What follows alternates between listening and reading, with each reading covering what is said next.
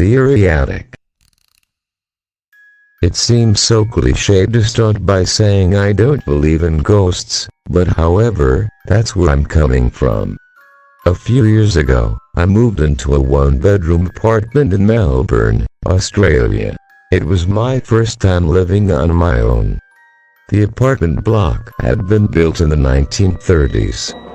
I'd been there for a few months when I came home from work one day and went into the bathroom. I saw something strange. The wooden board covering a hole in the ceiling that led to a small attic space lay broken into pieces on the ground. I examined the broken pieces. The board was an inch thick, and it would have taken a Bruce Lee to break it. I thought the landlord had sent someone to work on the attic. I was frozen stiff with fear. I thought, someone is up there for sure. I emailed pictures to the landlord asking if anyone had been there, with an undertone of annoyance, since she hadn't warned me. Her reply read, "Please call me as soon as you are able to." I called, and she explained that her last two tenants had said the same thing happened. She promised to replace the board, and she did. A month later, I woke up one night around 4 a.m. I had so many goosebumps, it felt like someone was rubbing his or her hands on me. Everything was silent, but then I heard this sound coming from above my bed. It was a dragging sound, like someone pulling a sack of potatoes. I was frozen stiff with fear. I thought, someone is up there for sure. There is no way an animal could make that sound. After 5 minutes, I managed to work up the courage to turn on the light and walk to the bathroom. I was armed with a cricket bat. When I looked, I saw that the new board covering the hole was broken in two. I felt sick. The dragging sound had stopped. But I heard something else whispering. The sound was clear and coming from the attic. It sounded like children's voices, and I could hear one sentence repeated over and over. "It's your turn, it's your turn." I switched on every light in the apartment to make things feel normal. It was 5 a.m. and dark outside. I watched TV to try to unwind. Then a fuse blew. My pet budgie, Dexter, whom I kept in the kitchen, usually never made a sound at night, but he started squawking like he was being strangled. I'd never heard him make those sorts of noises. He was screaming. I grabbed my car keys, ran out, sat in my car, and waited there until the sun came up. When I saw people walking their dogs, this comforted me enough to go back in. The front door was open, but I thought I hadn't closed it when I'd run out. I went to the kitchen to check on Dexter, and he wasn't in his cage. I felt sick again.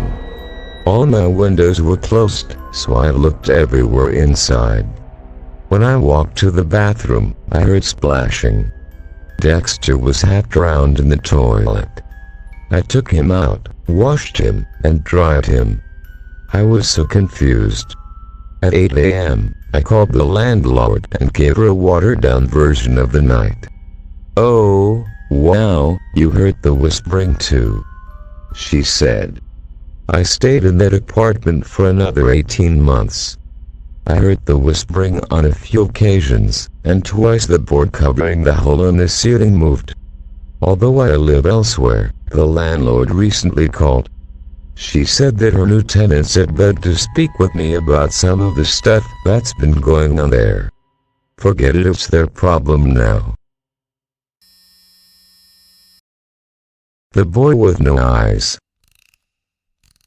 One night when I was 10, I was woken up by my bedroom door opening, followed by someone sitting on my bed. I felt my leg raised and the bed sink under a person's weight.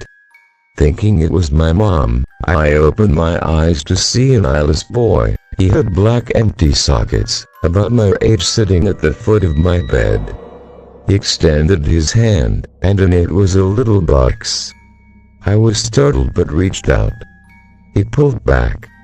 I reached again and said, "Give it," and I blinked, and when I reopened my eyes, He was gone, but the imprint of someone sitting on my bed was present. Fast forward 5 years. My girlfriend came over to do homework. After she'd finished, she took a nap while she waited for her parents. When they arrived, I tried waking her up. She opened her eyes suddenly, looking up at a corner where the wall met the ceiling. She pointed there and went back to sleep. I shook her again. She came to full consciousness, and I explained what she'd done. She said, "Up on the wall, I saw a little boy with no eyes. He was there in a Spider-Man pose, staring at me." I freaked out and told her my story about the same kid. Fast forward another 5 years. I was with the same girlfriend, and we had a 2-year-old. We were living in my parents' house, in my old room. My daughter started waking up at the same time every night, and she'd talk. After a while, I noticed she had almost the same conversation every night.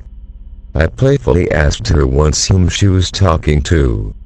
She said, "It's a little boy. He's nice.